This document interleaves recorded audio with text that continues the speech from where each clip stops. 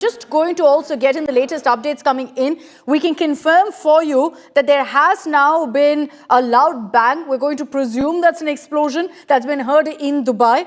Explosions that have been heard in Riyadh as well. So you've got some of your biggest cities in the Middle East being targeted right now. Abu Dhabi, Dubai, Riyadh, all of them seeing, in fact, explosions being reported right now. Have there been casualties? We don't know just yet because this is a live developing situation. It's escalating fast, it's moving quickly, and you're seeing essentially that the scope of this war is playing out in a massive scale across the Middle East right now. Whether it's in Bahrain, the US's naval base being hit, or in fact in Abu Dhabi, or in Dubai, there have been reports of explosions being heard in each of these locations. What will this really mean? Will the likes of the UAE, Kuwait, Bahrain, Qatar now also jump into this particular conflict, into this war? They will, of course, not sit quiet and allow these kind of explosions to take place. But Iran, keeping in mind the fact that they are now ready with their counter strategy, as they said earlier, they're firing missile after missile into every country that houses a US base. And amid that, they've issued an advisory to their own citizens saying, be indoors, stay safe, because it looks like Iran considers that there could be more missile strikes, a reaction to their hit back from US and Israel. I've got Ankit Kumar with me also from the newsroom. Ankit, take it away. We're seeing now this war escalating, spreading across the Middle East. Akshita, we are trying to sum up everything that has been going on since morning in the Middle East. It all starts with the Lincoln Carrier Strike Group. This is the biggest puzzle in this case.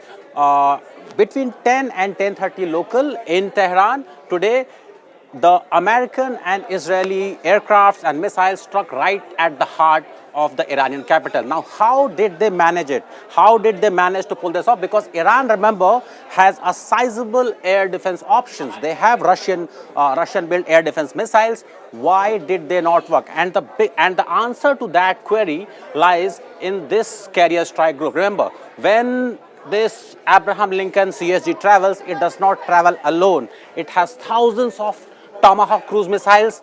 It has electronic warfare aircrafts, the Warthog, the Growlers, the F-15E strike options. What they do is they neutralize the interception and tracking capabilities, the Growler especially. Their main target is to neutralize the interception and tracking capabilities of the Iranian air defense systems. Now, that resulted into the air defense systems of Tehran ending up in a blind, and that is why you saw all the visuals, the streets, the buildings within the Iranian territory destroyed. Now, in response to the American and Israeli strike, what has happened is that Iranian missiles, Iranian ballistic missiles and drones have started to target strategic American assets. Now, what are the American assets in the region? You begin with the airbase in the UAE. Remember, America has an airbase in the UAE.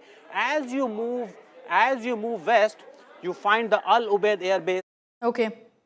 All right. Ankit, I'm going to come back to you. Ankit, explaining to us exactly how these strikes took place hours ago. What started it off? US's Operation Epic Fury and Israel's Operation Roar of the Lion. That's what's triggered what you see right after that, this entire effect of every country in the Middle East seeing explosions of one kind or the other. I'll also highlight for all of our viewers watching this broadcast, anyone looking to travel internationally, do check on your flight status, because across the Middle East now, most countries have closed off their airspace. I can confirm for you that, the likes of Kuwait, Qatar have already closed off their airspace. Of course, Iraq, Iran, Israel, they've also temporarily closed off their airspace. So international flights, if you've got one planned for the next 24 hours or perhaps longer, there could be a challenge in that particular schedule. We already have learned of an Air India flight having returned midway after having taken off from Delhi for Tel Aviv. So just a quick alert there on also flight ops being hit as a result of what we're seeing right now. Most countries in the Middle East, looking at the barrage of missiles flying in and out, have closed off their airspace as a precautionary measure. As we get in more footage, I'm going to keep alerting you on exactly what we're seeing on our screens. That was brief glimpse really of an Israeli jet, but we'll get you that footage in greater detail. We're also continuing to focus on the impact of the initial strikes. Like I said, Operation Epic Fury launched by America, Operation Roar of the Lion launched by Israel. All focused on targeting Iran, led to multiple explosions in Tehran. And so what you see on your screens is also the impact of those explosions. We still don't know at this point about casualties, but Israel did highlight that all of their strikes were focused on targeting Iranian government establishments. And as we tell you all of those updates that are coming in, Iran has very clearly sent out a message saying they're not going to hold back. They will be attacking every single US base in the Middle East within their reach. Where their missiles can get, they will go ahead and target those bases.